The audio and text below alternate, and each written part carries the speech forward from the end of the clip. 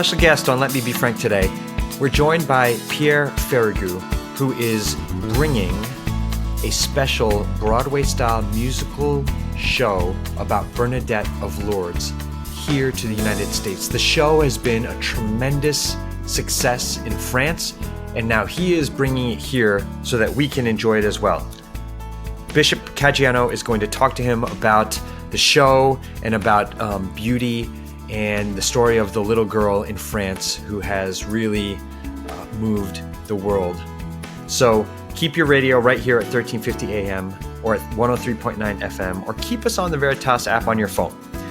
If you're enjoying Let Me Be Frank on podcast, please make sure you like us and rate us, review us, give us 5 stars, help us reach more souls. Let Me Be Frank is brought to you by a grant from Foundations in Faith. Foundations in Faith embraces innovative approaches to funding pastoral care programs in the Diocese of Bridgeport. Resources focus on energizing lifelong faith formation and discipleship, and fostering a commitment to justice and accompaniment with our most vulnerable. From seminarians to retired priests, from baptism to last rites, from suburbs to inner cities, the reach is broad and the impact is meaningful. For more information, visit them on the web at foundationsinfaith.org. Okay, here we go. This is Let Me Be Frank on the Veritas Catholic Network. I am Steve Lee, and it is my pleasure, as always, to introduce Bishop Frank Caggiano. Good morning, Steve. Good morning, my friend. I must tell you, a lot of people have been commenting on our podcast. I've been meeting them at different occasions, and they all speak very highly of you, so I'm getting a little jealous, I must confess. That just shows that they don't really know me. But thank you. No, not so. Not so. So we have a great guest today. Yes, Mm-hmm. this is cool. Today's guest is so different, I think, from the guests we've had in the past, and so I'm very, very excited to introduce Pierre Ferragu. Pierre was born and grew up in France. He lived in Sweden, Poland, and England before settling here in the U.S. 11 years ago. And after a career as a top-ranked Wall Street analyst, he started his own research and advisory firm 6 years ago. And now he serves institutional investors all over the world, providing investment research on the fast-moving world of technology.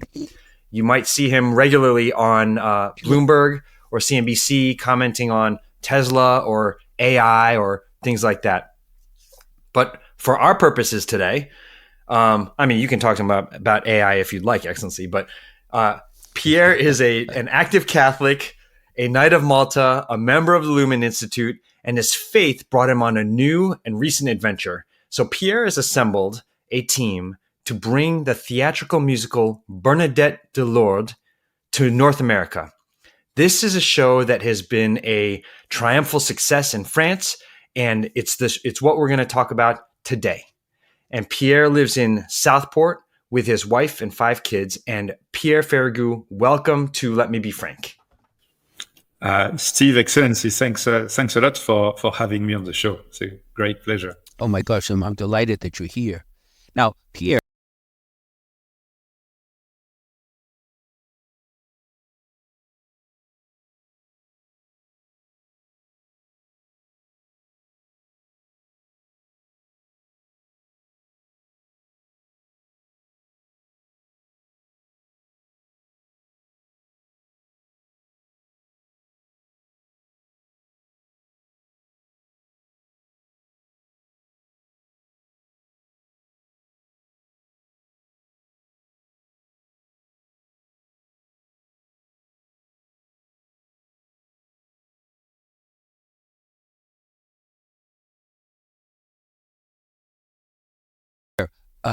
the first question I ask all my guests, right, is, and to the extent that you're comfortable sharing this, tell us your life of faith.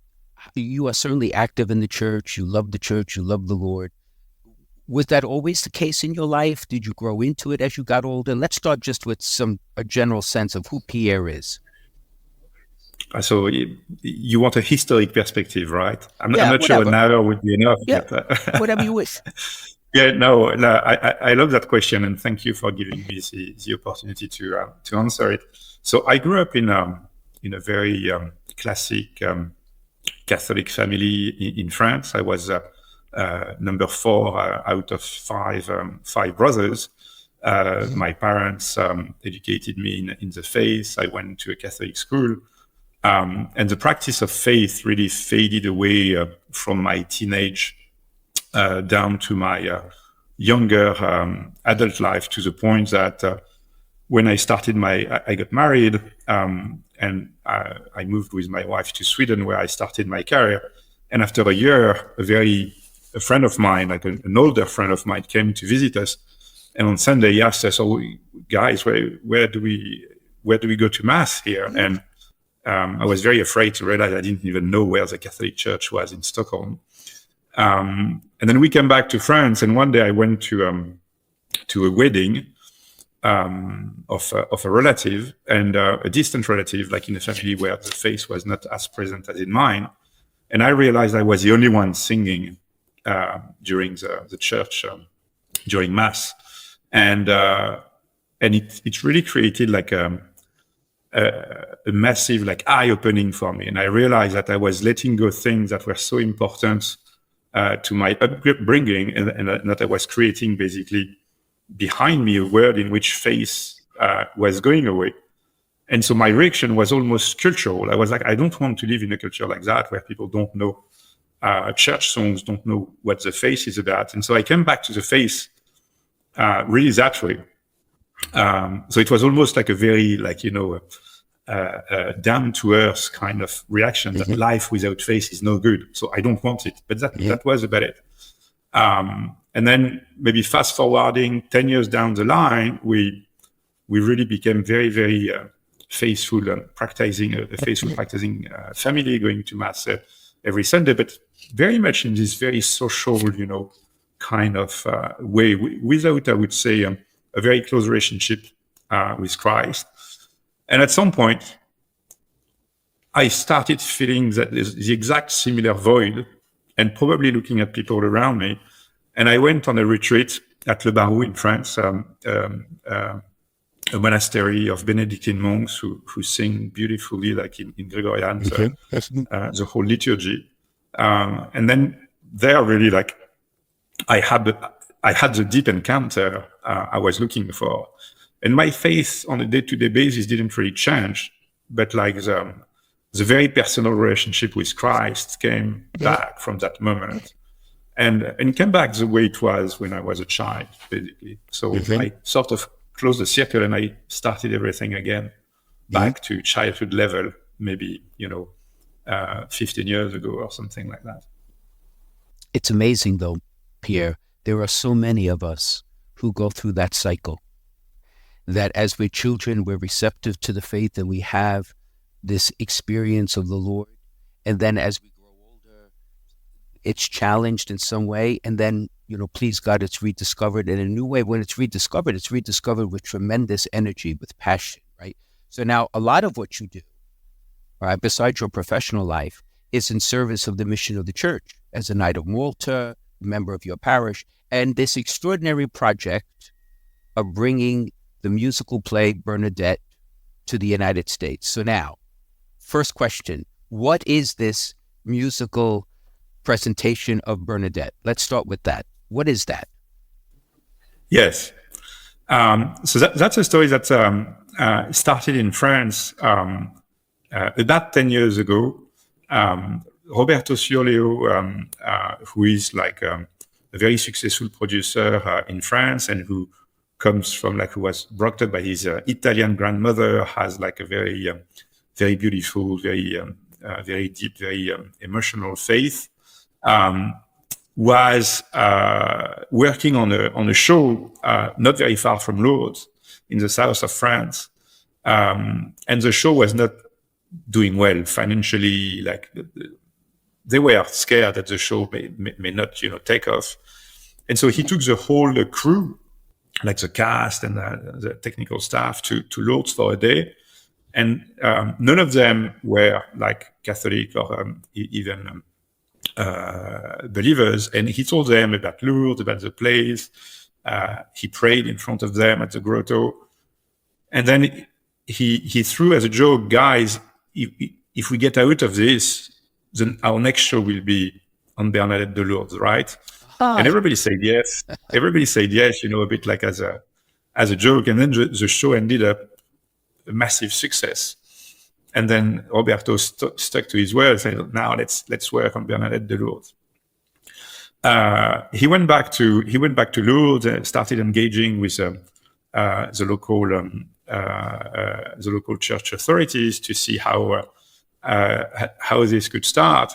And at some point in the project, he approached a director he likes a lot, Serge Denoncourt, who's a Canadian from Quebec, so he has a career in France and in North America as well. And he offered him to work on that show with him. And Serge Denoncourt's answer was, "But I don't believe in God. I am an atheist. I'm the wrong guy here." And then Roberto insisted and paid Serge like a flight ticket to Lourdes, and Serge would never refuse a free flight ticket. And Serge went to Lourdes and spent 48 hours there, and he just read the historic sources, like the minutes of the interrogations of the little Bernadette and things like that. And in his words, he fell in love with the little girl. And so he came back to Roberto and said, "Okay, I'm going to do this show with you, but it's going to be about the girl. I don't want it to be about the Blessed Mother. I don't want it to be about the faith or anything. I want it to be about the little girl." And that's how the show started. And Roberto really followed his inspiration, followed the spirit. And it came together into the piece you saw, which is really all about telling the story of the little girl, not getting into something that is, for churchgoers or about the faith per se, but about the magical story of this little girl who came from the poorest family of her town. Amongst her brothers and sisters, she was the less capable. She was barely going to school, and she came back from the river with like an unbelievable story. Like she told the police and the church authorities and the civil authorities about having seen something or maybe someone. And just from that testimony, like the miracle of Lourdes, what Lourdes is today, 5 million pilgrims every year, happened. And the show is really focused on that story. Mm-hmm. So it was well received in France. Yes. So in France, the show was first played in Lourdes.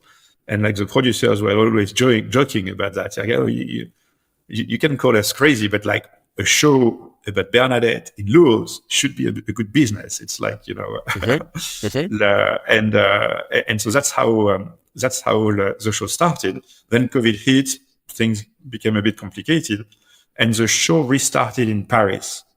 And now, Excellency, I can tell you that a show on Bernadette de Lourdes in Paris, it is a challenge because like France tends to be very secular, tends to be very antagonized between, the church and believers and the laicists who want the church to be out of the public sphere. And so it was really like a big bet to bring that show to Paris. And it was a phenomenal success. It filled in an arena of 4,500 seats, six nights in a row. The show will come back to Paris in June. And in the meantime, it is actually touring in France, and in every city the show comes to, when it arrives, the show is already sold out. It's being very successful. It is very successful with the faithful, with the church, like local diocese support the show, Catholic schools, etc. But the beautiful aspect of it is that you end up in a room in which less than half the room is actually practicing Catholic. And so practicing Catholics actually invite their neighbors. People are interested, intrigued, like the critics of the show, in the press, are very positive from the right to the left, from like Catholic to laicist, editing rooms. It's really like an event that is getting people together. And it is very successful. Yeah. Pierre, when we met a few weeks ago, you had also shared the story of a gentleman who has a Jewish background, who's also involved with the play. Mm-hmm. Do I remember that correctly? Yeah. Absolutely. Tell us about this gentleman. Yeah. So that's a very beautiful, I would say, side stories of this show. Is that when came the moment to raise money to finance the first show in 2017, 18, Gad Elmaleh, who is like the equivalent of Seinfeld in France, an extremely talented and extremely successful stand-up comedian, actually reached out to the production team and said, well, I'd like to participate to the financing round of the show. And so the team asked Gad, but Gad, you're Jewish. What are you doing here? And then Gad answered something along the lines of, the Blessed Mother, Our Lady of Lourdes, you pray her, but I speak to her every day. And so the story of Gad is that he grew up in not in Marrakesh, in Morocco. I can't remember in which city, one of the large cities in Morocco, in a very Jewish family, in a town in which at the time the Jews, Muslims, and Catholics were living peacefully together. And so he got as an instruction from his dad, these buildings in the city where you have like this big tower and the cross on it, you can go wherever you want in the city, but you don't get in these buildings. And he was, of course, referring to churches. And Gad was what he was when he was 9. And so after his dad told him that, the first thing he did was to get into a church to check on it. And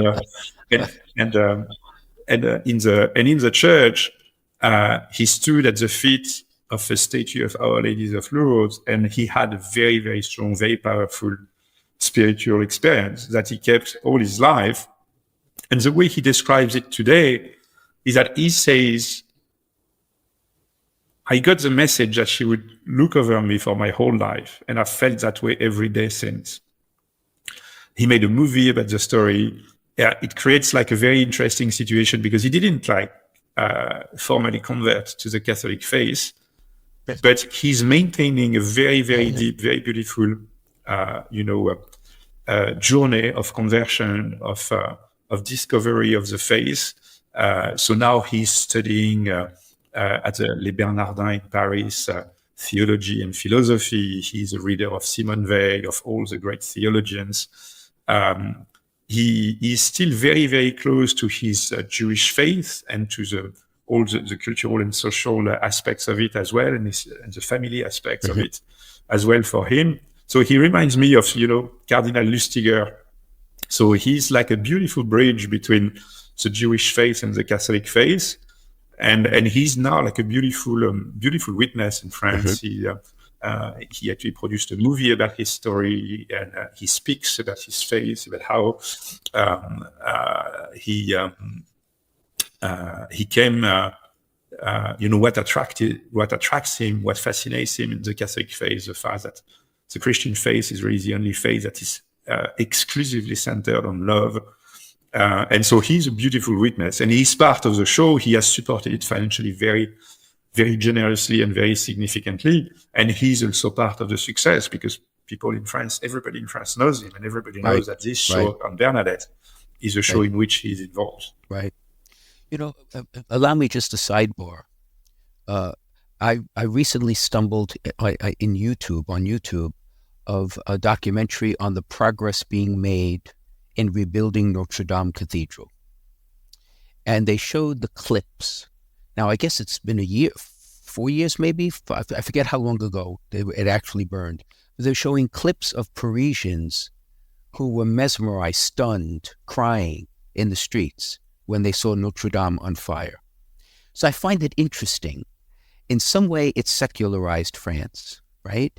In some way, there's hostility, but there's still, would it be fair to say that there's a deep sense of a connection to the faith that has not been lost in France? Is that an exaggeration? You think that's fair to say? No, I think you're right. And I was telling you about my own journey of faith and, this realization that life without faith is not right. I think Parisians crying on the street were probably realizing the same thing, like France without being like the older daughter of the church, without like the whole history of the church in France is probably nothing. Paris without Notre Dame is nothing. So it is, I agree with you, it's very beautiful. And you can hear French people being very, downbeat about the country, about the situation. I am not. I think I have the same read as you do, Excellency. It's there is like the French are yearning for more faith, and you see that even if, like, compared to the scale of the church 100 years ago, it is very small today. It is actually very, very much alive. You have like the I'm blanking. Like the community of Emmanuel and other, very. Yes. The ecclesial communities. Yes, France has many ecclesial communities that are growing. Exactly, and you see a revival both in communities who rediscover, like some older liturgy, like Gregorian chants and things like that, and the old mass. And you have also beautiful communities rediscovering faith on the other end. So how did you get involved with this? Pierre, how did you get involved now with this? How did the Lord ask you to do this? So I met in France at a dinner party a gentleman who had like a sweatshirt with the face of Bernadette on his shoulders, and I knew Bernadette. Of course, I was going to Lourdes. I've been going to Lourdes since I was a child, and so I asked him, that's a nice sweatshirt. Where did you find it? I might buy the same for my children.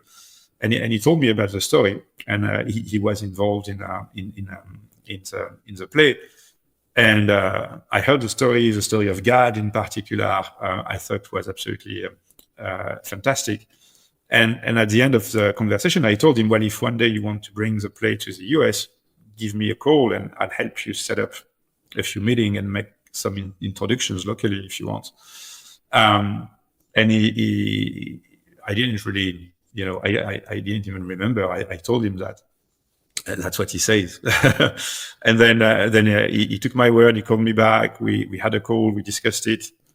I organized a few meetings in New York for Roberto and Eleonor, the two producers who came in December 2022. And after a few days of meetings, they told me, you seem to enjoy yourself very much in these meetings. You seem to understand what it is about, and to have the passion for the play, for what we're trying to achieve. So maybe you should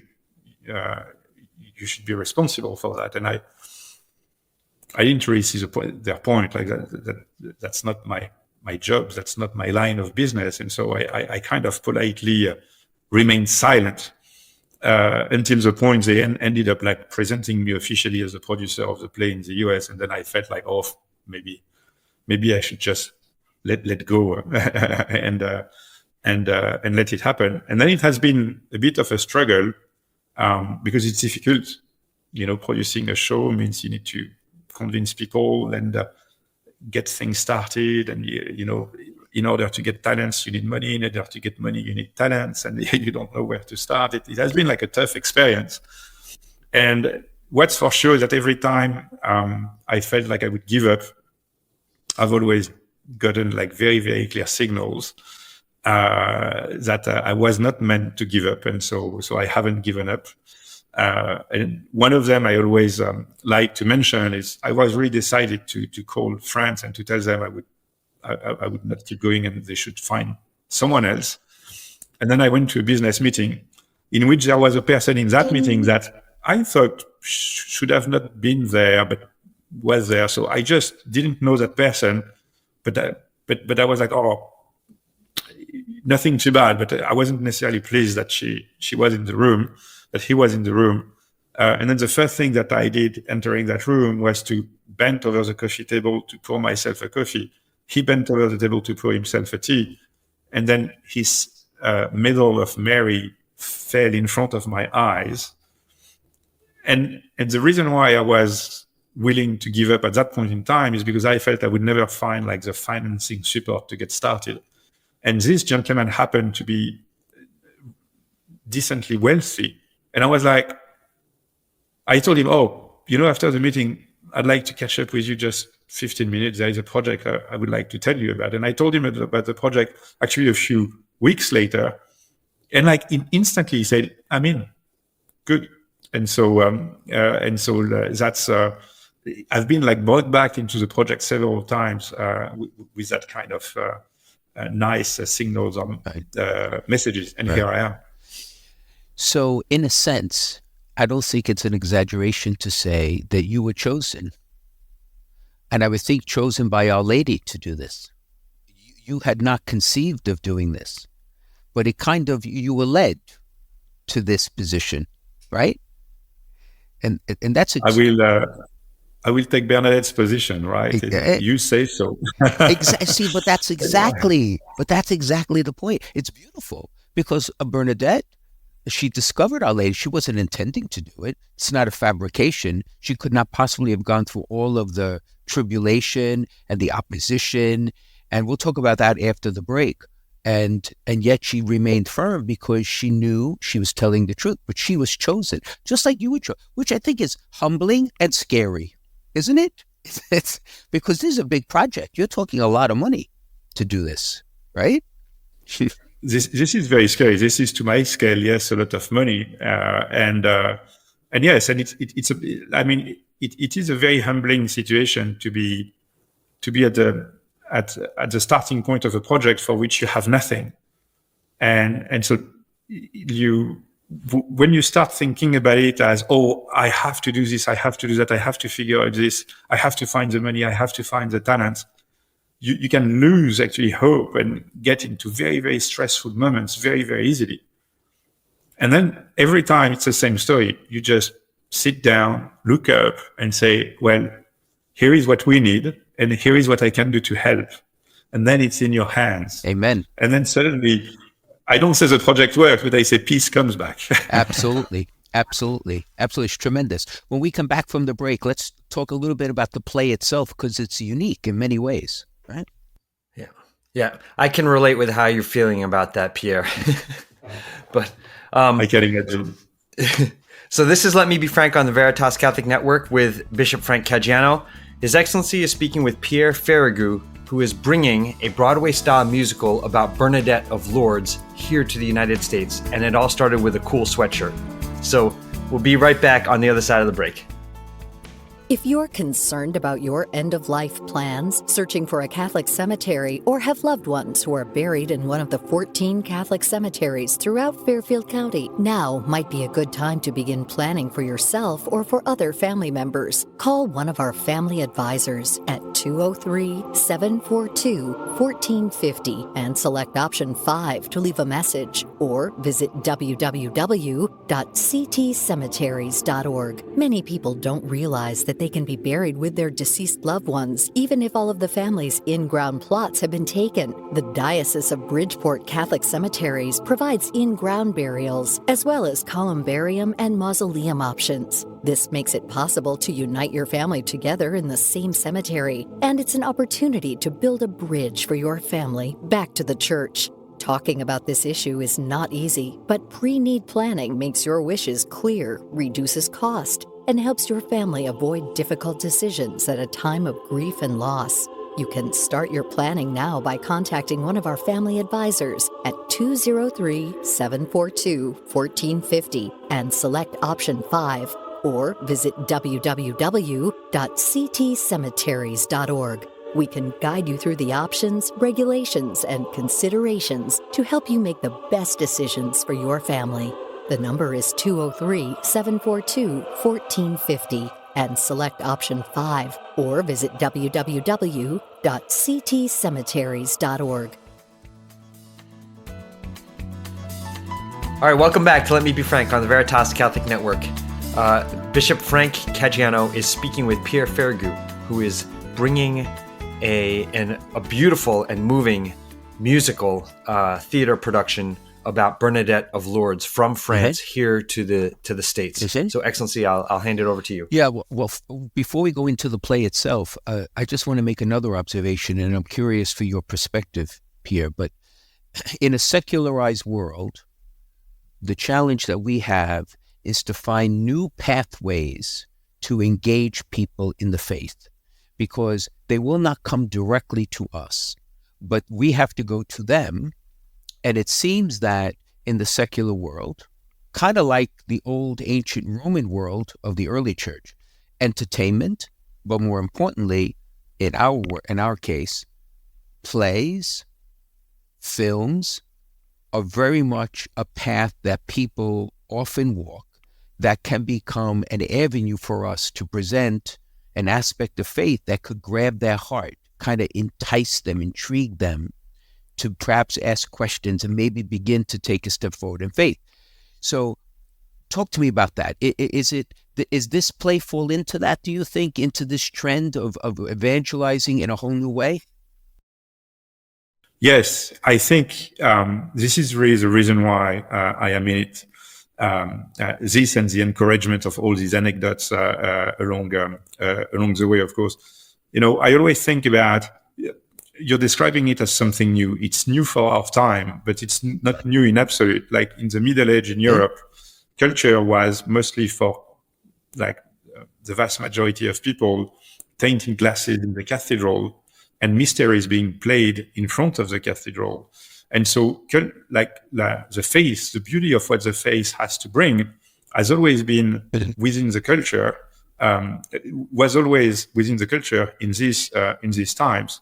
And when you look at the tainted glasses of a cathedral, the tainted windows of a cathedral, what you see is that it's all about telling stories. It's like the stories of the Bible, etc. And so we just need to bring back our stories into the culture. And we need to very much follow the lead of Bernadette in the way we do that. We don't want to become proselyte. We just want to bring the stories and tell the stories and let the stories touch the people and let people have their own path towards the faith, but just stop at telling the stories. And so the magical aspect of this musical about the life of Bernadette is that it is exactly what it's doing. It is an atheist who directed the play. He didn't write it because he took only the historic dialogues. Everything in the play is historically extremely, extremely accurate, to the word. But he directed the play as an atheist, and he only told the story. And it's beautiful to talk about it with him and to talk with him about his experience.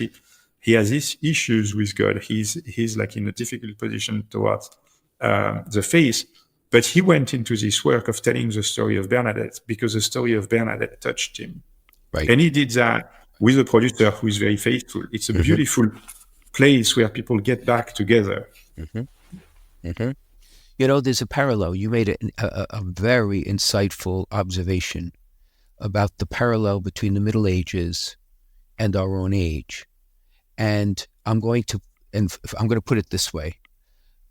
Illiteracy is what is common between the two, insofar as in the Middle Ages, the vast majority of believers could not read or write.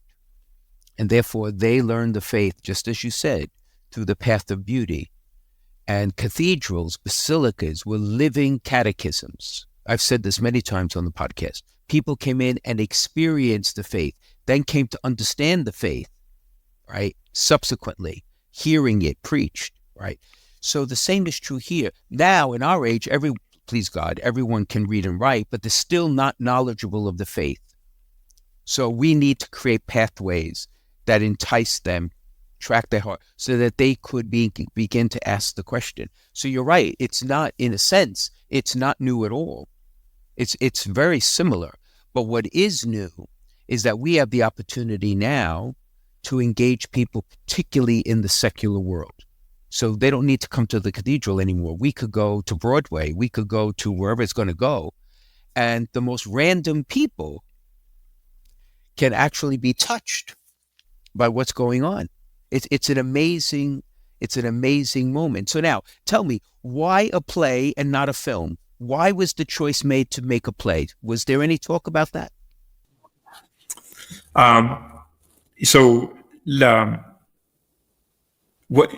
I can tell you why I feel very excited, and I feel like I have a role to play specifically in the story for like a piece of live entertainment. I think all what you've described is already happening in full swing in the movie industry, in like the TV industry. You see like the success of The Chosen, The Sound of Freedom, the upcoming movie on Mother Carbini. Like Angel Studio has actually already developed a fantastic alternative to Hollywood. And this alternative is about being able to raise money independently from like the gatekeepers of Hollywood, being able to produce with talents who are independent from the talent gatekeepers of Hollywood, and then being able to distribute this content independently from the distribution channels of Hollywood. Now, in the live entertainment business, that doesn't exist yet. And I think, and it's a tougher job, to pull together a play than to pull together a movie. It's riskier. It's especially for investors. It's like you need to be patient. You're taking big operational risks, but we need to do the same. We need to have ways to bring to live entertainment that type of our beautiful stories and that type of production, because the key difference is that screen content comes to your house, gets onto your TV. It's a fantastic win. Your children are going to watch it with you, but you're not going to invite your neighbors to watch TV with you. Whereas you are going to invite your neighbors to go to the theater. And that's really what gets me really passionate about it. Like, what if we could, with Bernadette, create what happened around Angel Studio, but in theaters, so that people get together. And when you see how successful this is in France, like in the context of the world of today, the post-COVID world, where people are still trying to find their way to get out of their home, to stop ordering food, from their smartphone and going into a restaurant instead, etc. I think this is a moment to do it. Yeah, it's well said. Well said, my friend. It's encounter and accompaniment together, because you're encountering a moment of grace through Bernadette, Saint Bernadette, but you're also going with others. So there's an accompaniment rather than just being on your own. It makes tremendous sense. So now, for those who are listening to us on the podcast, you were kind enough to give me a link to a private video that actually was filmed in one of the shows, right? So I was able to Lourdes, see it in Lourdes. And of course, the play is in French, and there are subtitles in English, so I could follow, because I don't speak French, so I could follow along with the English. And I found it was quite startling to me on a number of levels. So I'm going to give you my impression, and then I want you to react. First and foremost, I think it is beautifully done. Now, what I mean by beautiful is that it's not ostentatious, it's not elaborate, but it is very focused in on the person of Saint Bernadette. And it's beautifully done. The costumes are beautiful and to the period, I'm imagining. The detail on them, like the one priest, it's amazing. And the bishop, of course, I took special interest in the bishop. And so I would say, first and foremost, the fact that there was attention to detail is inescapable. Is that not the case? Yes, it is. So the work on the show is extremely historic, and it's carried out by very, very, very, very competent individuals. The director first, Serge Denoncourt, and so all the show is very, very historic in the dialogue. So, for instance, if there is a dialogue you don't really like, too bad. That's what she really said. And the songs, of course, it's different. It's like it's pop music, and it's a different level. Then for the costumes, for instance, each costume costs like $30,000 to make, because it has to go to South America to find fabrics that are made there the way they were made in France in the 19th century, and that we don't know how to make them anymore. There is a lot of work. Like the staging is very is also a lot of work to create the atmosphere of the play, and then it's a very big production. It's like you have 22 artists on stage. So that's the equivalent of a large scale Broadway production. And of course it's a lot of work to get all that together. Yeah, I think for those who will go, and I please God, everyone who's listening, when it comes to the United States, you will make it your business to go, because I think it would be a tremendous moment of grace for whoever does go. The focus is squarely on Bernadette, like you said, and the testimony of a young woman who insists, and also has beautiful voice, I mean, magnificent voice, who insists that she's telling the truth, and the conviction of her heart. That would resonate even with people who don't believe that Yes. human integrity of telling the truth. When she had that one gentleman that she'd had the dialogue with, I forget the name, is he the procurator who kept interrogating her? The commissioner, yes. The commissioner, right, who was a tortured soul. It's just, and for a young person to evangelize young people in conviction, it was quite astonishing. And I don't want to say what I should not say, because I don't want to spoil those who are going to come. But the depiction, how the appearances are depicted, caught me by surprise, I must confess. So I'll leave that hanging for our listeners, that they have to go and look themselves and see how the appearances are depicted. Yes, that's a very interesting. That's a very interesting comment. So on the character of Bernadette herself, yes. So she mainly interacts with her dad and her mom, with like a police officer, and with her local priest. And these relationships are really beautiful. Beautiful in the actual story of Bernadette, and beautifully rendered in the show. And for instance, the actor in France playing Bernadette's dad receives everyday letters from people who saw the show, and that's a girl or that's a dad writing to him to tell them how the show influenced the dad to daughter relationship that was broken, that was in a difficult place. And all this understanding of what it is fascinating. And so this little girl, she resonates with every girl today, because she has a story to tell. She has something on which she needs to be trusted. And then the rumor is working against her. So it's like being bullied on Instagram today. Her parents are embarrassed with the story she has to tell. And then the police, the civil authorities, and the church are embarrassed. And the only thing she does is to stick to the truth, to feel this very, very strong like responsibility of sticking to the truth and saying things like, I'll never get into trouble because I've always only told the truth. You know, she said that. This is a historic, this is in the recordings of the interrogation. You know, this is what we learn in finance. You know, the best way to always be at ease in an interview is to tell the truth, because if you tell the truth, you'll have nothing to remember but the truth. And it's like all these values are so powerful and so real in this little character. Right. That's really what I like about the show. You know, and yes, and I am very interested by your comments about how the Blessed Mother is not represented, I would say. And you told the secret. What? No. Because I'm going to tell our audience that you're missing out on something that you unfortunately only saw on screen, a very rough recording of the show. Is it? And so you'll have to come and see the show live, and you'll see that the Blessed Mother will appear to you in a different way. Yeah. So there is an element related to the screen experience here that the live experience makes. I saw the show live. It's very, very different. Right.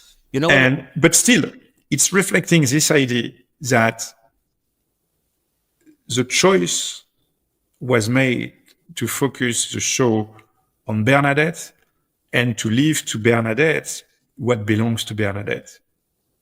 And the apparitions belong to Bernadette. Exactly. It's very important. Exactly. Well, see, that's exactly my takeaway. Exactly. We go to the play experiencing it as someone who would, even if we were physically there during the appearances, would have seen. We see what we would have seen, not what Bernadette would have seen, what we would have seen, being called to faith. Right? Exactly. So it's historically accurate. Exactly. Yeah. And there is another element that is very badly rendered in the video you saw, which is that during the apparition, what does Bernadette do? She crosses herself. She does the sign of the cross. And the sign of the cross she does is like, it's moving, really moving. It's beautiful, beautifully acted. And this is exactly the way you describe it. This is, had you been in Lourdes in the first half of the 19th century, you would have experienced that. The only thing that was left for you was the little girl. Everything else was up for you to decide what you make of it. But the only fact, the only testimony is the little girl. And this is all the climax of the story of the show, which is the story about a town that is listening to little girl and responding to her, we need a proof, and who suddenly realizes the proof is actually her. And they will never get more than her, but she is a lot.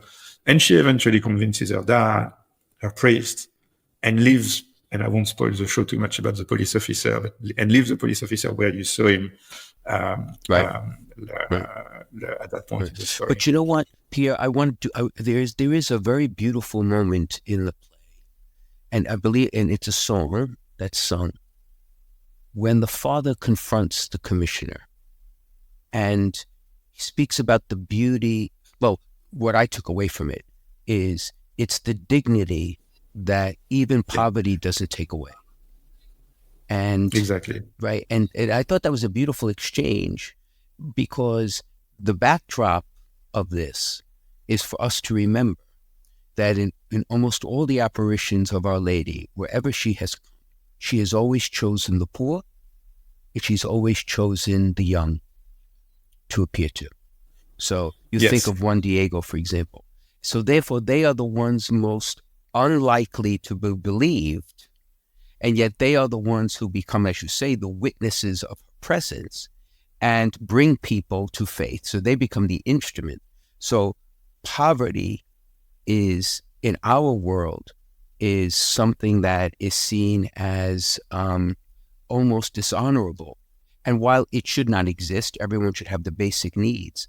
But poverty itself does not rob people of their dignity. In fact, it can enhance it, simply because their reliance on God is much clearer. And those of us who have more get sidetracked along the way. So I thought that was a beautiful exchange between the two. Yes. And I'm so glad to hear you say that, Excellency, because this song is the first song we adapted to to English, sorry. Because it's a whole work to adapt a song. You can't just translate it, you have to rewrite it. So we have an extremely talented lyricist in London, Barry Blue, who fell in love with the play and who is going to adapt the song. And the first song he adapted is this one to English, and it's perfectly rendered. So I'll make sure we have a very raw recording of him singing, almost a cappella, the first draft of the song. I'll send it to you so that you can get a sense for it and listen to it. Yeah, I would love it in your language. But I agree with you. It's a beautiful moment in the play. And the place of the poor in the play and in the life of Bernadette. So she is the poorest in the town. Okay, her dad is the poorest. He went to prison because he was suspected to have stolen bread or flour. And this is where we were. And what does Bernadette say after the 17th apparition, at which 10,000 people showed up in the mountain, in a very small town in the mountain? And when a lot of people offered her a lot of money to come to Paris to participate to events. She said, "Oh no, I want to stay poor. I want to stay poor. I want to remain poor." She said that. And she said, "And I like to serve the sick. So I will go to the Sisters of Nevers and enter the convent in Nevers." This is historic. She said that. It's not like a nice musical story. This is what the little girl, she was by the time maybe 16, said, and she entered the convent and spent the rest of her short life serving the poor and the sick. So she wanted to remain poor and she wanted to serve the sick. So of course, this is incredibly beautiful, and it touches everybody. And there is a very interesting testimony I want to share with you. The actor who plays the priest, who is so fantastic in the role, he doesn't believe in God. Really? Yes. And he came to Lourdes. And you know what struck him in Lourdes? He was like, "But why are these people here? Why are these people taking time and traveling for everywhere in the world to take people who are anyway about to die to Lourdes? And why do they all look so happy?" In this cast of 22, it's a very secretive, it's a taboo topic, but there are paths of conversions, and some of them have already gotten to very significant steps. But we've decided not to mention it, not to talk, not to be specific about it. But remember, the whole crew did not believe, was not practicing when they started, but that's not where the crew will end, for sure. Power of grace. So Pierre, I was under the assumption, so I'm glad you said that. I was under the assumption that when the play comes to the United States, it would be in French, but actually it's going to be in English, or it will be both. Of course. It will be in English. Of course. Oh yes, of course. It's going to be completely adapted to English and to, it's also going to be slightly Americanized, so that like the typical codes that you see in a play in the US are also easily found in the play. So there is a work of adaptation we are going through at the moment, yes. Oh, I didn't realize. That's tremendous, because for young people, it would be much more accessible. I was wondering about that. Yep. It's going to be very, very accessible. Yeah, that's in France, we typically do matinees for the show where school children fill in the theater, and they go with their classmates, their teachers, and that's very important. And it really resonates with that public very, very, very well. I must share with you, and again, this has to do with the father, because the relationship between the father and Bernadette is very moving. As you said, it's very beautiful. The one item that he is wearing, that when I saw it struck me, like were his shoes, and how they epitomize his poverty. Yes. And again, we'll leave them not described, so when people come, they'll say, "Well, what's Caggiano talking about with these shoes?" Let them. But it just struck me of how poignant it was to kind of prove who he was. And the costume of the dad is particularly beautiful. So there are the shoes. That were the shoes everybody of his social status would wear in France in the 19th century. That wasn't so long ago, that was like the time of our great-grandfathers. And what did you make of the dignity of his vestments? You could see how poor he was, but at the same time, how being poor at the time was much more filled with dignity than we can see poor people today. That how important it was to have like a proper jacket, even if the jacket was like in very bad shape. And so that's the costume I prefer of the whole play, because it really communicates the true harried poverty of the man and his dignity extremely well. Right. One other thing too, this could be totally incidental, and I may be reading too much into it because I sometimes do that. But the priest, who has fascinated me, and again has a magnificent voice. It's interesting that if I recall correctly, The first time he appears in the early appearances, he's in his cassock without a collar. At the end of the play, he's in his cassock with his collar. Yes. And I wonder the contrast, just to wonder about the contrast there. Is it? Yes. Okay. And that's typically a part of the play that is left to your own appreciation and interpretation. But it's a detail that I noticed as well, and that I think is very well communicates very well. Yes. And it speaks to you, Bishop, and I think it speaks to, like, even without noticing, there is an element of change in the behavior of the priest, even in his voice, the way he sings between the beginning and the end. The character is beautiful, absolutely beautiful. Yeah. So for those who are listening, when the play does come, it is an absolute imperative that whoever could should come, because in many ways, it's a living parable. It's an experience that continues, because now some of these observations that I'm making is, I watched the video almost a week ago, and it kind of, it is like a parable, that there are levels of meaning that continue to evolve over time in your mind, in your heart. So I'm delighted you said yes, Pierre, to do this. No, I am still scared of having said yes, but I'm working on it. Yes. So maybe let me tell you a bit about how the show is coming to the US. I'm sorry, I realize I never clarified the fact that the show is being first adapted to English. So we are going to remain extremely faithful to his story, but the songs, the directing, everything is going to be reworked and tuned for the US market, the North American market. The show is going to be showcased at the Eucharistic Congress in Indianapolis this summer in July, during a vigil. Everybody will get together in the Lucas Oil Stadium. It's going to be 65,000 faithful.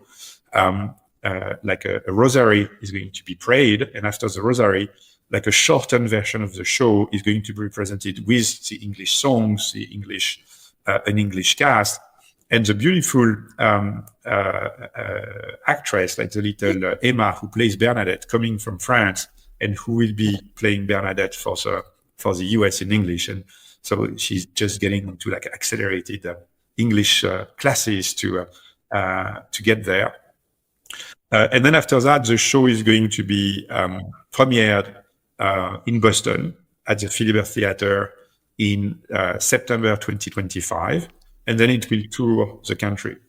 And as you said, Bishop, we really want everybody to come and see the show. First of all, because we have to make it work, and most importantly, much more importantly, because it is a show that will be an opportunity to get together, to invite your neighbors, like, can you imagine a show where the producer is a faithful Catholic and the director is like a convinced atheist? And these people work together and talk together and share their emotions together, and not on a random story, but on the story of the little Bernadette of Lourdes. Right. It's really a place to get together, and it's going to be beautiful. Yeah. Well, we pray for its tremendous success. Tremendous. So I'm gonna jump in. We're running long. We're gonna take one quick break, and then we'll be back with a listener question.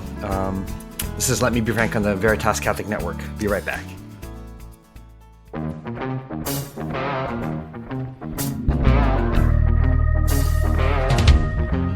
Hey, this is Matt Sparazza from The Tangent. Each week on The Tangent, my co-host, Father Sam Kachuba, and I go on tangents to show how intertwined the Catholic faith and our culture really are. With guests like Scott Hahn, Dr. Greg Pitaro, Kristalina Everett, and so many more, The Tangent is always entertaining and informative. Check us out on Fridays at 12:30 on 103.9 FM, 1350 AM, anytime on the Veritas app, or wherever you get your podcasts. God bless.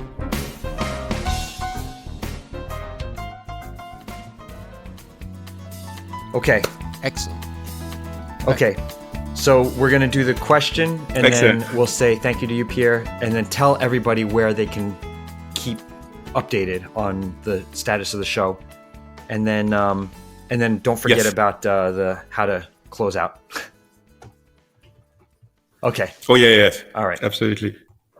Okay, welcome back to Let Me Be Frank with Bishop Frank Caggiano. All right, Excellency, here is this week's listener question.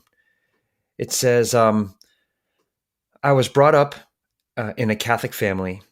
Eventually, unfortunately, my parents ended up divorcing each other and they both remarried without an annulment. A priest told them that they ought to get an annulment and go to confession. They refused to do both. My mom receives communion every week. It looks like all I can do is pray for them. Are they in trouble salvation-wise? Thanks for hearing my question. God bless. Mm-hmm. But it's a very poignant question, one that many, many families are facing. The bottom line is this. The person who wrote the question has done everything he or she could do to lead her parents, let's say if it's a woman, her parents to the truth.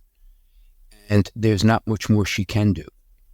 I think in the end, to pray for them that they will find their way back is extremely important. The fact that the mother is receiving communion in this irregular state is spiritually very dangerous for her, because it's placing her in a situation where she is not living in grace and yet still receiving the body and blood of the Lord.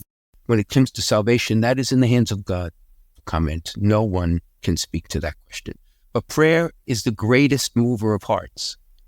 And that's what I would suggest she keeps praying. Yes, that is strong action and it's effective. If you have a question for Bishop Frank, send it in on social media or you can email questions@veritascatholic.com. Bishop Frank Caggiano is on Facebook, Instagram, and Twitter. So is Veritas Catholic Network. And a grant from the St. Therese Fund for Evangelization makes it possible for us to bring Let Me Be Frank to you. Foundations in Faith is committed to supporting and transforming pastoral ministries in the Diocese of Bridgeport, and you can learn more about their outstanding work at foundationsinfaith.org. Thank you, Pierre Ferragu, for joining us. Where can people keep updated as to the status of Bernadette coming to the States? Thanks, Steve. So there is a website. For the moment, the website is only about the show in France, but there is an English and a French version of the website. It's Bernadette de Lourdes .fr. So for the French, there will be like a .com version of the website very soon. You can reach out to me. My email address is Pierre, Pierre, at Ferragu, my last name, F as in Frank, ERRAGU.net. If you want to be added on our mailing list. And of course, we dioceses of places where the show will come will always be invited to participate, to support, and to be part of the adventure. So your diocese is going to be the place where you'll have also the latest information on the adventure. Absolutely. Pierre, thank you for being with us, and thank you for saying yes to this project. It will transform many, many lives. It will. Thank you, Excellency, and thank you, Steve, for having me. Thank you. Excellency, before we go, would you please give us your blessing? Of course. In the name of the Father, the Son, and of the Holy Spirit, amen. Together we pray, glory be to the Father, to the Son, and to the Holy Spirit, as it was in the beginning, is now, and ever shall be, world without end. Amen. May Almighty God bless you, the Father, the Son, and the Holy Spirit. Amen. Okay, my friend. Thank you, Pierre. God bless. Steve, I'll see you next week. Thanks, Excellency.